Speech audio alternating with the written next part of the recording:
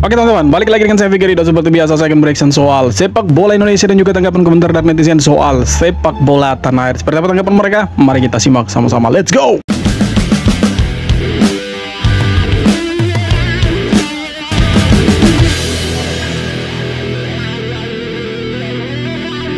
Menjelang pertemuan lawan Indonesia, media asal Cina, Sohu, mulai merasa ketar-ketir dengan peluang timnya sebab mereka menjadi salah satu kontestan dengan rekor yang paling buruk di grup C. Dari 8 pertandingan, timnas Cina hanya bisa mencetak 6 gol. Sedangkan jumlah kebobolannya jadi yang paling tinggi karena sudah kemasukan 19 gol. Tapi sombongnya minta ampun. Dari hasil itu pun, timnas Cina menunjukkan kegugupannya. Ini terlihat sepanjang babak kualifikasi dengan 3 kali kalah beruntun diikuti 2 kali menang berturut-turut lalu kalah 3 kali beruntun. Peluangnya kini berada di tangan Branko Ivankovic. Sohu menjelaskan salah satu cara bagi timnas Cina jika masih ingin berjuang untuk lolos ke Piala Dunia 2026 ialah menyapu bersih 2 pertandingan terakhir dengan kemenangan. Hanya dengan cara itu mereka bisa bersaing di babak selanjutnya. Ya, jadi kalau kita lihat memang di grup C, kalau kita lihat dari klasemen ranking FIFA, memang Indonesia yang paling rendah. Kita berada di 123. Kemarin saya bilang di 71 di video sebelumnya, banyak yang marah-marah, banyak yang bilang itu hoax segala macam. Bukan. Itu peringkat untuk market value kita. Indonesia berada di peringkat 100. Bukan 100 tapi 71. Kemarin bilang ini kan 123, kenapa bilang 71? 71 untuk market value. Jadi itu luar biasa teman-teman. Nah, Cina sekarang berada di peringkat 6 di grup C.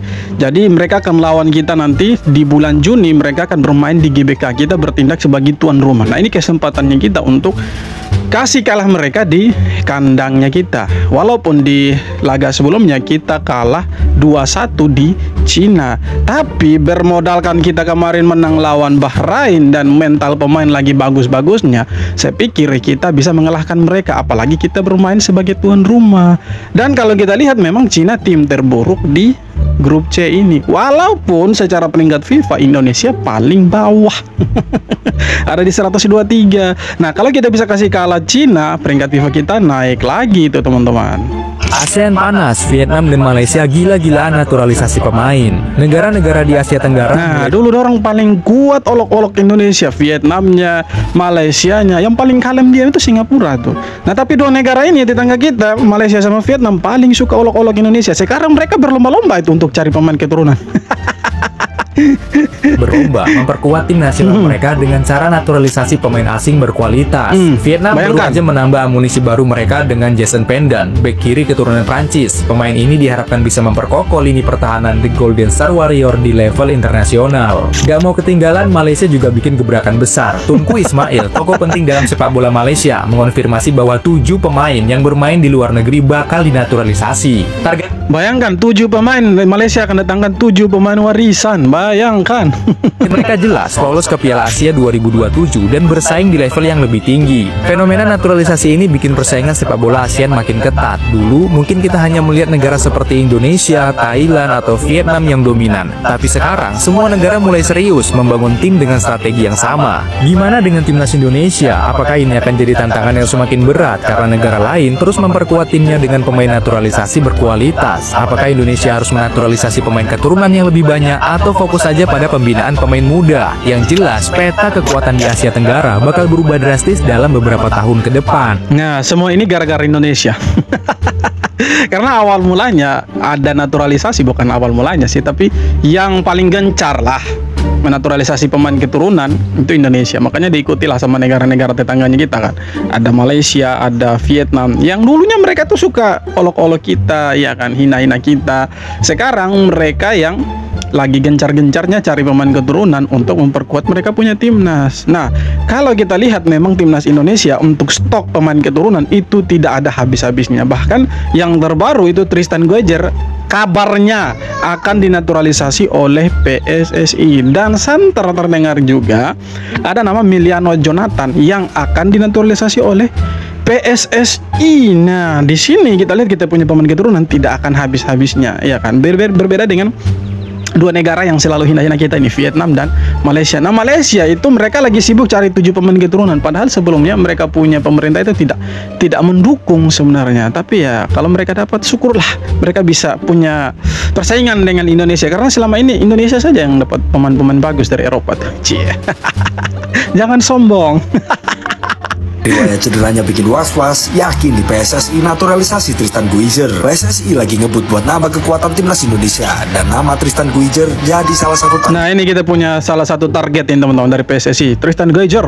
Utama, bek muda PISIS Bole ini memang punya potensi gila, tapi ada satu masalah besar, riwayat cederanya nggak main-main. Sejak awal musim 2024-2025, dia udah diganggu cedera lutut yang bikin menit bermainnya anjlok. Nonton bola gratis, klik link di bio. Tapi PSSI tetap optimis buat ngebujuk dia gabung skuad Garuda. Kalau Tristan Guijer akhirnya dinaturalisasi, lini belakang timnas Indonesia bakal makin sangat. Tapi pertanyaannya, apakah PSSI siap ambil risiko buat pemain yang riwayat cederanya kayak gitu? Gimana menurut kalian? Tulis di kolom komentar.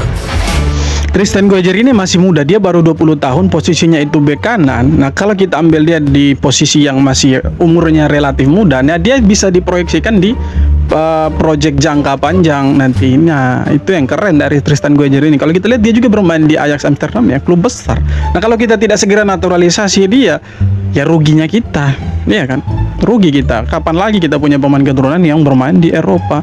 Harusnya kita ya naturalisasi lah. Terlepas ada pro dan kontra, menurut saya lebih bagus naturalisasi lah. Kita ambil saja pemain keturunan. Toh dia bukan orang asing juga, orang Indonesia, men.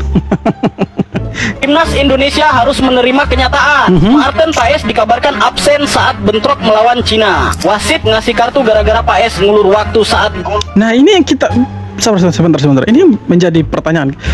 Menit keberapa sih dia kena kartu kuning? 71 menit 71. Ngulur waktu saat goal kick di menit 71.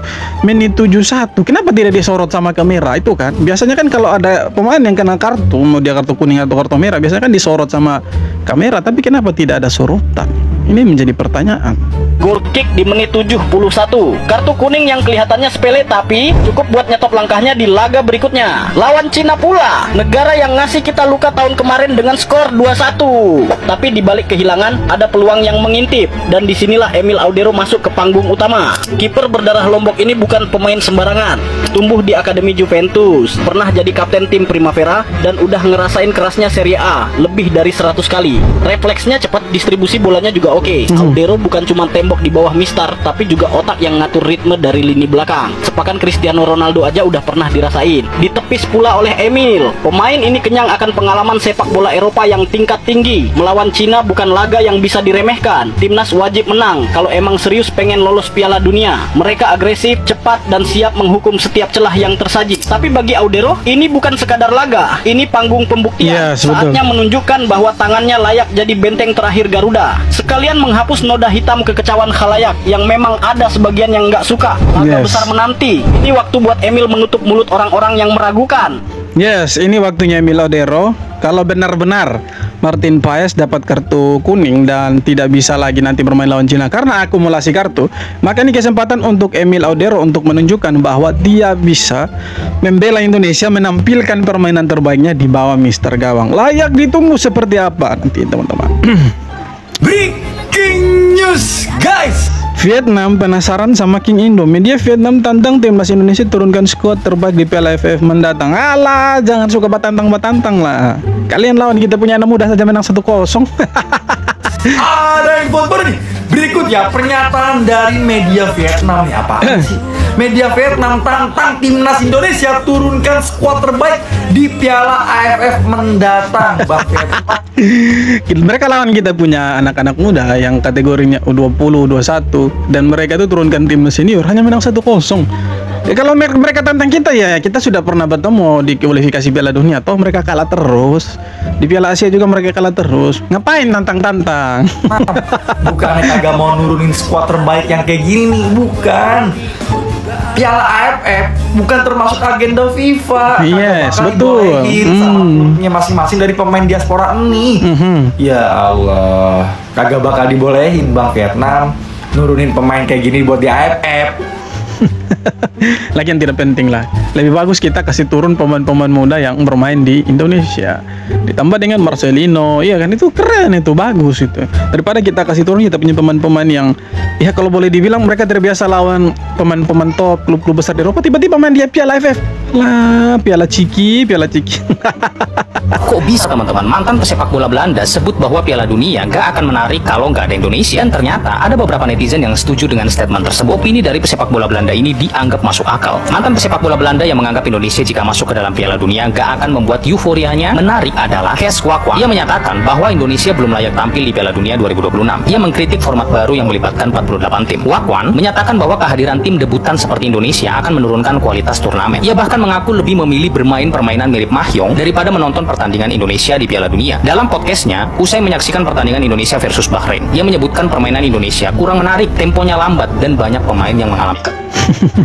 Itu kan perspektifnya dia, karena ini soal sepak bola, jadi mungkin pemikirannya itu beda-beda, jadi subjektif lah penilaiannya. Nah, di sini saya pikir banyak yang setuju bahwa Indonesia belum lolos bisa bermain di Piala Dunia, belum bisa bermain di Piala Dunia, dan banyak juga yang tidak setuju. Banyak yang menganggap bahwa Indonesia seharusnya sudah pantas ada di Piala Dunia. Melihat perjalanan timnas Indonesia, kemudian dengan adanya pemain-pemain keturunan, ya sepertinya Indonesia layak lah untuk berada di Piala Dunia. Walaupun sebagian besar menganggap Indonesia itu belum layak ada di Piala Dunia karena kualitas permainan, kemudian pemain-pemain yang ada juga sekarang itu grade B, grade C, satu-satu saja yang grade A itu teman-teman. Jadi sekali lagi ini perspektifnya berbeda-beda. Jadi penilaiannya itu subjektif. Nah, kalau dia bilang itu tidak pantas Indonesia ada di Piala Dunia, ya terserah dia. Itu kan pemikirannya dia, haknya dia untuk berbicara. Kita juga punya hak untuk berbicara bahwa timnas ini layak ada di Piala Dunia. Kalau kita lihat dari sejarah perjalanannya timnas Indonesia dan pemain-pemain yang ada sekarang, kalau kita bilang ya layak, kenapa tidak layak kan gitu. Kalau soal permainan saya pikir kita tidak kalah kok. Toh Arab Saudi saja yang pernah bermain di Piala Dunia, kita bisa kalahkan mereka, iya kan? Jadi ya kalau mau dilihat pantas tidak pantasnya Indonesia tergantung dari penilaiannya kita. Kalau dia bilang tidak pantas, ya itu terserah dia, haknya dia. Dan kita punya hak juga untuk bicara. Kita bilang bahwa Indonesia berhak untuk ada di Piala Dunia, terlepas dari pro dan kontra yang ada. Jadi ya kembali lagi, ini dari perspektif cara berpikir kita masing-masing. Saudara-saudara, tenang, santai, kalem sebenarnya. Timnas Vietnam bisa menurunkan 4 pemain naturalisasi pada laga grup F kualifikasi Piala Asia 2027 melawan Timnas Malaysia. Selain Xuan Son, laga tersebut berpotensi menghadirkan beberapa pemain naturalisasi lain di kubu Vietnam. Pelatih Kim Sang Sepertinya Malaysia takut dengan Vietnam, katanya begitu. Tapi ya semoga Malaysia menang lah. Dukung Malaysia, admin pasti ada yang bilang gitu. sudah memiliki komandan Quang Vinh yang baru saja berhasil dinaturalisasi. Dilansir dari Super Bowl, striker Rimario juga memenuhi syarat untuk dinaturalisasi. Tan Hoa sebagai klub pemilik sedang mempromosikan prosedur agar ia resmi menjadi warga negara Vietnam. Pemain asing lain yang memenuhi syarat untuk dinaturalisasi pada awal 2026 adalah... Nah, Malaysia juga punya si Hector Hevel kan, itu pemain bagus itu. Kemarin cetak gol lawan Nepal itu. Jangan main-main dengan Malaysia kalian Vietnam. Usai mendapatkan ancaman pembunuhan dari fans Indonesia, Kees Wakwang yang sempat menyebut timnas Indonesia tidak layak tampil di Piala Dunia, kini mengklarifikasi pernyataannya. Mereka menerjemahkan kata-kata saya minggu lalu, dan sayangnya berita itu muncul sedikit berbeda. Minggu lalu saya katakan bahwa apa yang terjadi di sana luar biasa, ujar Kees Wakwang. Saya benar-benar berharap mereka sukses. Mudah-mudahan ini juga akan menghasilkan sesuatu bagi Indonesia dalam jangka panjang. Sangat menyenangkan bahwa Belanda terlibat, dan saya kenal baik dengan Denny Lanzard serta Alec Pastur. Jadi saya harap mereka berhasil. Jika mereka lolos, mereka berhak mengikuti Piala Dunia. Sesederhana itu, pungkas Wakwang.